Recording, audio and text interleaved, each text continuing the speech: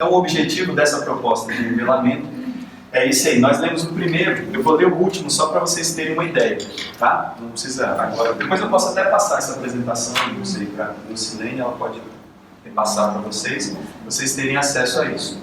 Então, por exemplo, do 1 para o 5, né, vocês vão perceber textos literários na íntegra ou em excertos também menores, né, trechos, especialmente romances brasileiros do século XIX, XX e XXI. Então a gente está fazendo um recorte também temporal, alargando um pouco para o século XIX, que já é um pouco mais inacessível, né?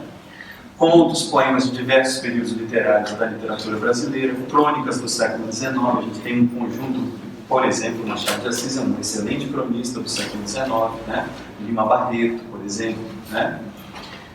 Modernas e contemporâneas, com temáticas acessíveis também à faixa etária dos estudantes, o nível de proficiência em que se encontram, com linguagem variável. E aí, diferentemente da primeira lá que vocês viram, que podem contemplar experimentações, regionalismos, arcaísmos. Então esses são parâmetros orientadores, né? Assim, será que os meus estudantes estão mais próximos disso, estão mais próximos daquilo?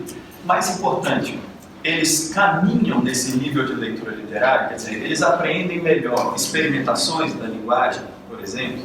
Eles passaram de um gênero um pouco mais tranquilo, como a crônica, para um gênero um pouco mais complexo, como um poema, um soneto, por exemplo, parnasiano. Eles caminharam nesse sentido, eles fizeram uma progressão nesse sentido. Esses são elementos que ajudam a gente a tornar mais visível o processo de apreensão literária dos textos, assim, quanto os estudantes tiveram conscientemente um avanço de compreensão de textos que partem de uma determinada posição para uma outra posição, né? De uma menor complexidade para uma maior complexidade. Claro, isso tudo sendo determinado pela própria realidade que está sendo vivenciada naquela sala. Isso serve também, não é só esse, aqui a gente está fazendo com referência à literatura brasileira em geral, mas isso serve também, por exemplo, para a literatura infantil, infanto-juvenil, né? A gente sabe que existem textos que são mais acessíveis, menos acessíveis nesse sentido. A gente sabe que tem textos que vão precisar mais dessa mediação, que se vale de outras formas de linguagem. A gente sabe que existem outros textos que vão exigir uma ação mais ativa do professor. A gente sabe de tudo isso. Então, na verdade, essa proposta de nivelamento é apenas alguma coisa que a gente utiliza como construção de parâmetro, mas quem vai adequar a realidade a esse parâmetro é o professor, consciente de que está fazendo uma proposta de leitura, uma proposta de conjunto de leituras que vai integrar a formação daquele estudante, que vai tornar aquele estudante um leitor mais fortalecido, no sentido de viver mais experiências com a leitura literária do que uma simples decodificação dos textos no sentido de construir um sentido único, mas ele vivenciou uma escalada, né? Isso é importante que ele tenha. Então isso, eu estou dizendo para vocês porque é importante trabalhar com os textos literários nesse sentido, em qualquer nível. Eu faço isso muito com os estudantes de graduação lá em Brasília, né? Assim, do curso, que vão ser professores de português como língua estrangeira. Eu faço eles vivenciarem essas coisas e não apenas dizer isso de uma maneira teórica para eles, mas assim, como a gente vai vivenciar isso? Neste contexto é assim, mas o contexto que vai chegar para vocês é um contexto diferente, né? Assim, um contexto que tem as suas próprias condições, que tem o conjunto de alunos com um contingente de interesses parecido, semelhante ou diferente, né? Enfim, isso vai ser constituído na própria prática. Mas a gente pode usar certos elementos orientadores para tornar essa prática mais efetiva, nesse sentido de que a gente tem colocado aqui, no sentido da formação de leitores, né? Bom, nós também desenhamos um conjunto de atividades, que depois também posso disponibilizar para vocês, mas que visa a duas coisas, né? Fundamentalmente, a contemplação de uma pedagogia de projetos com a centralidade do texto literário, né? e um processo de ação cultural que visa a interação com a comunidade local. Tá certo? Então, por aqui a gente começa a ver já um exemplo de possibilidade de utilização dos textos literários num contexto, por exemplo, de planejamento de um semestre, de 3 meses, enfim, dependendo da realidade, mas assim, de planejamento que contemple um determinado projeto, que seja tanto ferramenta de aprendizagem da língua, ou seja, como elemento que constitui os métodos pedagógicos utilizados para o ensino da língua, né? E também da leitura literária, mas também contemple uma necessidade, uma exigência que talvez seja importante também, que é de interação com a comunidade e difusão da cultura brasileira através da sua literatura, né? Então, nós desenvolvemos alguns projetos, né, que a gente descreve, depois também posso passar para vocês, não tem problema nenhum, mas assim, a ideia é que depois isso seja publicado, né? Mas a ideia de alguns projetos cuja centralidade, dos quais os estudantes participam através da leitura de textos literários, tá? Aqui eu coloquei alguns deles e vou descrever assim, de maneira muito genérica cada um deles, mas eles são sugestões de atividades, né, de ações culturais com a centralidade do texto literário que podem ser integrados a processos de ensino-aprendizagem que vão culminar com essa determinada ação. Tá certo? Ou seja, são coisas que nós podemos planejar dentro da sala de aula para que a sala de aula dialogue com a comunidade, com a centralidade do texto literário. Tá certo? Então, essas atividades, por exemplo, uma delas é o que a gente chama de dia D, ou dia D simplesmente sem essa preposição aí. O que é o dia D? É a eleição de uma personalidade literária e a preparação de um dia em que essa personalidade literária brasileira seja apresentada para o contexto da comunidade a partir das suas obras. Essas obras que foram lidas, traduzidas, reinterpretadas, interpretadas pelos estudantes, estudadas, analisadas, né? Então a ideia é lançar mão de uma série de atividades que possam ser desenvolvidas pelos estudantes ao longo dos cursos, por exemplo, né? Mas não só, podem ser também, e que culminem exatamente na apresentação deste perfil num determinado dia, que pode ser, por exemplo, como a gente sugere, a data de aniversário do estudante, do autor ou da autora, o dia em que foi publicada determinada obra, né? Por exemplo, a gente fez essa oficina, né, de construir essa atividade lá no Centro Cultural Brasil-Líbano, e eles escolheram, por exemplo, Milton Ratum, é um autor contemporâneo brasileiro, né? E aí a ideia era fazer o dia do Milton Ratum. E aí, para isso, teriam textos, teria música, nesse dia. Mas o importante não é nem necessariamente só o dia, mas é o processo de contato com o autor, que vai sendo construído ao longo do semestre, então, com alguns conjuntos de textos que são lidos pelos estudantes, são trocados, dialogados, e esse conjunto de textos dá o norte das ações pedagógicas durante aquele determinado... Então, o que as professoras lá do Líbano, por exemplo, promoveram foi exatamente o planejamento de como seria a preparação desse dia do Milton Ratum, né? Então, é só para vocês terem uma ideia, é uma festa, mas é uma festa com a centralidade do texto literário, de interação com a comunidade e que parte do pressuposto de que os textos literários do Milton Ratum foram trabalhados de alguma forma ao longo do período e foram reproduzidos. Por exemplo, uma ideia que elas deram lá é que os estudantes fizessem cartas para o Milton Ratum comentando determinados trechos de textos deles que foram lidos em sala de aula e que essas cartas seriam entregues de fato, mandadas por e-mail para ele e tal. Enfim, são depois expostas lá no dia, né? Enfim, as possibilidades são as mais abertas possíveis, né?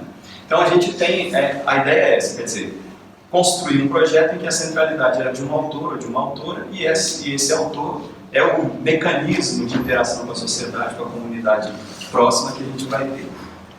Uma outra atividade é uma atividade também muito simples, mas que trata da construção de pequenos museus ou pequenas exposições de personagens artísticas ou literárias, de personalidades artísticas ou literárias.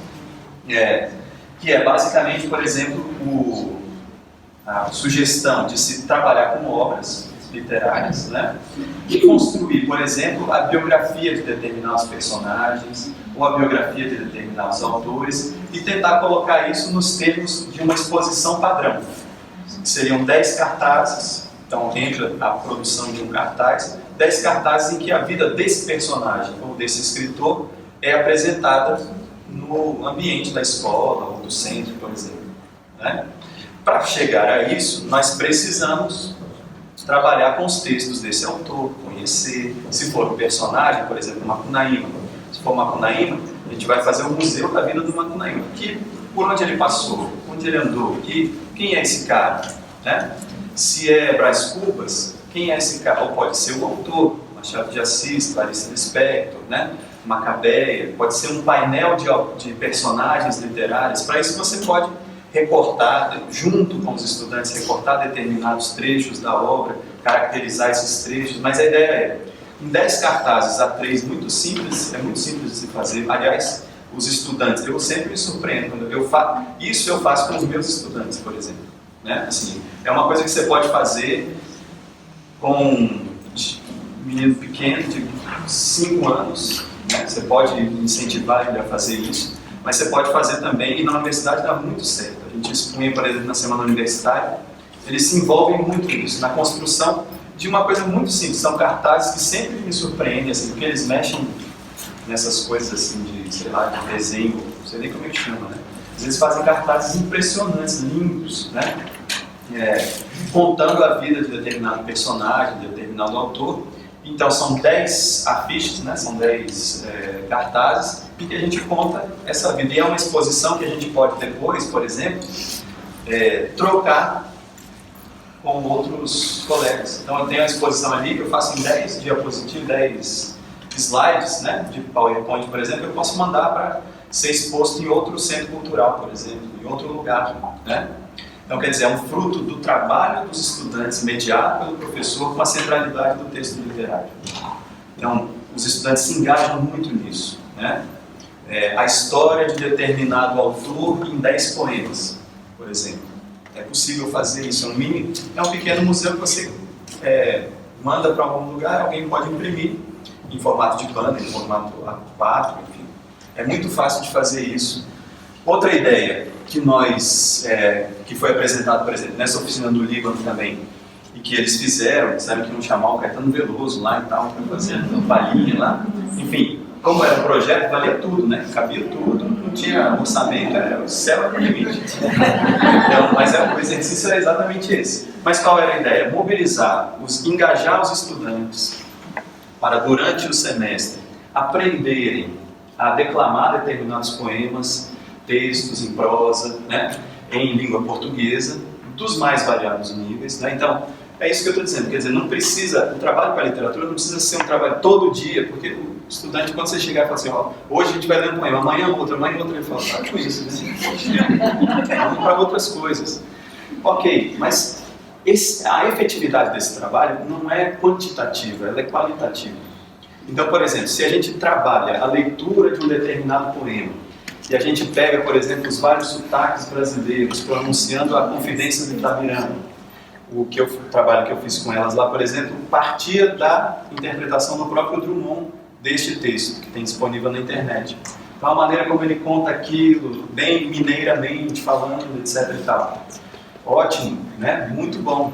Mas como um nordestino falaria desse jeito? Como a gente pode trabalhar a variação linguística nesse sentido? Como cada palavra ali é pronunciada e assim por diante. Ou seja, esse trabalho envolve também a construção de uma interpretação sobre ele.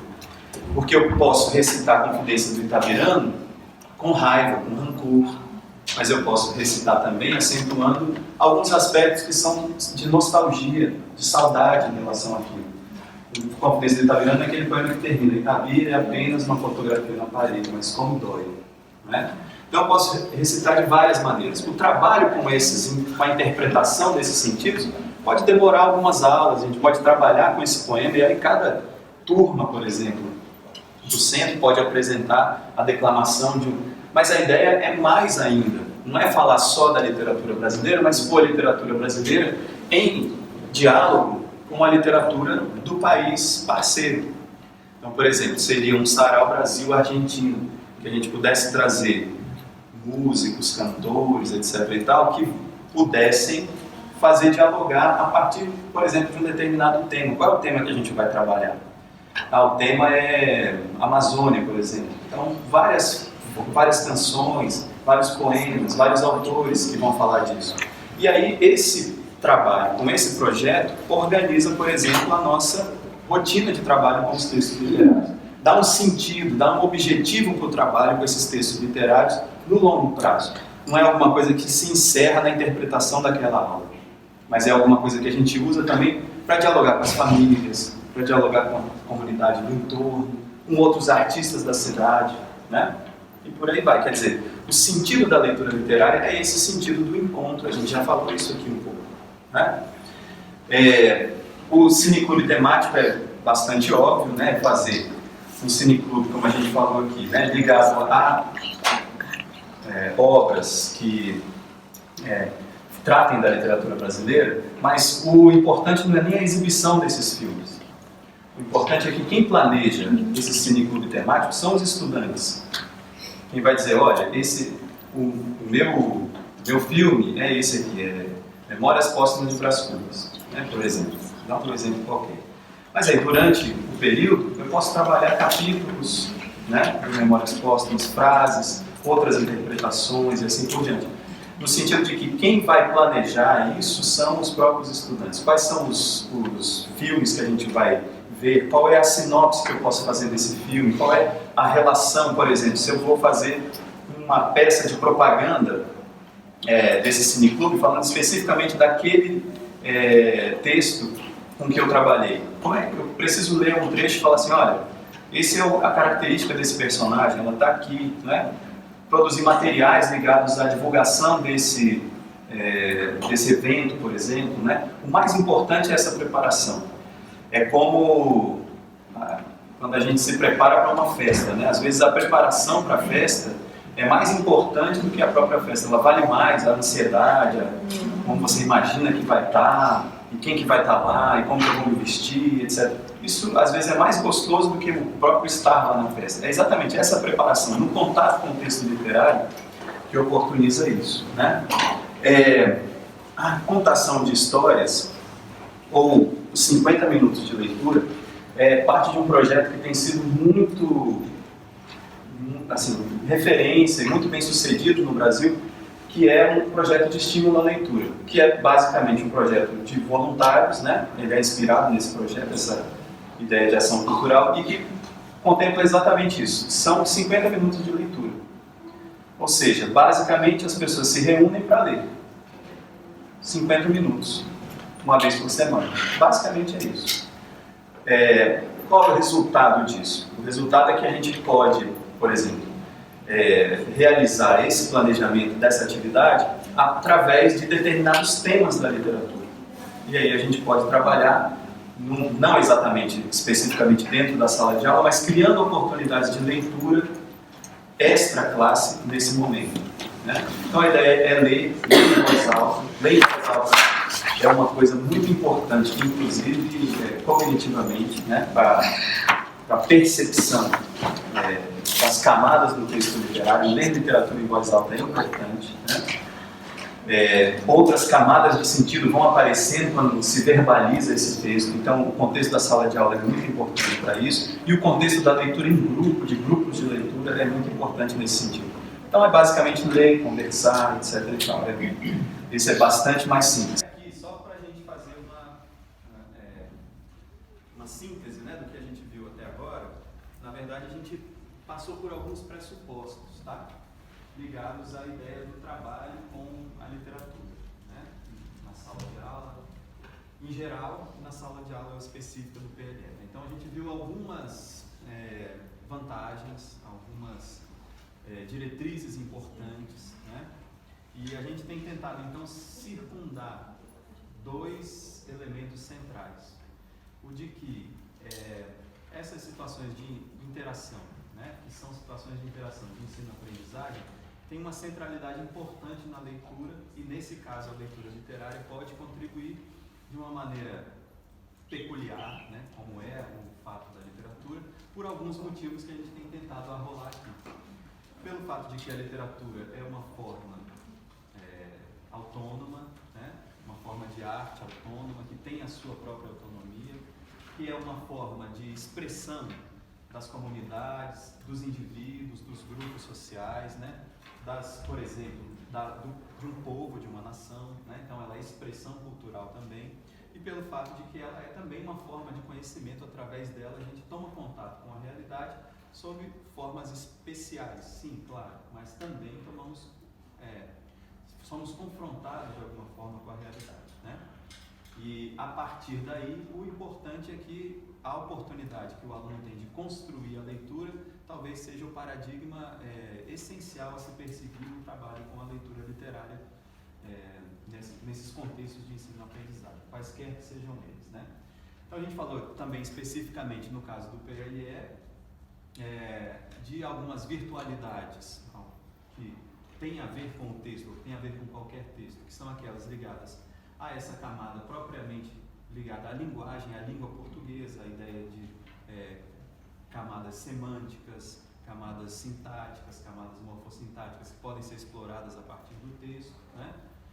Mas tudo isso de alguma forma subordinado ao elemento fundamental que é a leitura criativa do texto, né? Quer dizer, que é tentar criar situações de mediação, então daí essa categoria importante, situações de mediação em que o estudante tem a oportunidade de construir a sua própria leitura relativa ao texto, né? Ou do texto literário. Esses são elementos de um caminho que a gente tem tentado construir aqui, tá certo? Eu não sei se a gente vai conseguir chegar exatamente no ponto de demonstração de uma atividade prática, mas eu vou pelo menos indicar para vocês como pode ser uma atividade de mediação, se a gente conseguir acelerar um pouquinho aqui, tá certo? Mas eu quero chegar aqui num ponto-chave, que é esse de que o planejamento de mais ou menos longo prazo, né, ou adaptado aos prazos que nós temos como professores, né? Os prazos que nós temos para o nosso curso, se é um curso de uma semana, se é um curso de um mês, se é um curso intensivo, se é um curso mais longo, se é um curso regular de um ano, né? É que o contato com o texto literário precisaria ter um cuidado essencial, que é esse de tentarmos planejar o repertório com consciência da nossa intervenção mediadora, mas sabendo que quem faz a leitura é o estudante. Então aqui a gente tem uma escala que contempla um pouco a ideia desse planejamento por repertório. Essa escala é uma escala que está contemplada lá no currículo de literatura brasileira, que nós temos trabalhado, né, tentado construir, e que procura dar elementos para a organização do trabalho do professor nesse sentido. Quer dizer, nós partimos de um horizonte de menos mediação para um horizonte de mais mediação, quer dizer, de menos intervenção do professor para um horizonte de mais intervenção do professor, sabendo que não são os textos especificamente que vão ditar isso, mas as situações em que os textos estão contemplados, né? Quer dizer, um texto, que eu quero dizer o seguinte, um texto mais fácil pode ser lido de forma mais difícil, ou seja, com mais mediação, ou pode ser lido com mais autonomia do estudante. Então, o jogo na leitura, para que a gente fuja desse paradigma de apenas uma leitura ilustrada dos textos, ou apenas de uma animação dos estudantes para que eles leiam, né? Para que o trabalho com a literatura na sala de aula possa passar por uma estratégia de planejamento que não desestimule os estudantes, ou seja, que não coloque eles apenas em confronto com textos muito difíceis e abandonados autonomamente a esses textos muito difíceis, mas que também não fique apenas restrito aos textos mais fáceis, mas que um certo planejamento, dependendo das situações que vocês vivenciam, né, possa considerar que o aluno precisa transitar entre peças mais fáceis e peças mais difíceis, né? Ou peças com menos complexidade, peças com mais complexidade, peças que exigem menos mediação e peças que exigem mais mediação. Isso é um pouco que quem já estudou instrumento aqui pode ter passado por experiências semelhantes. Quer dizer, quem começa a tocar um teclado, por exemplo, começa, sei lá, com parabéns para você, por exemplo. Mas o professor um dia chega com uma outra peça que você vai ter um pouquinho mais de dificuldade para tocar. Mas se você não avançar sobre essa dificuldade, você não muda de nível, né? Então, isso é um pouco que o trabalho com a literatura, quer dizer, a gente tem que tentar, nesse planejamento, adequar esses horizontes, né? No sentido de que o estudante possa passar pela verdadeira experiência literária.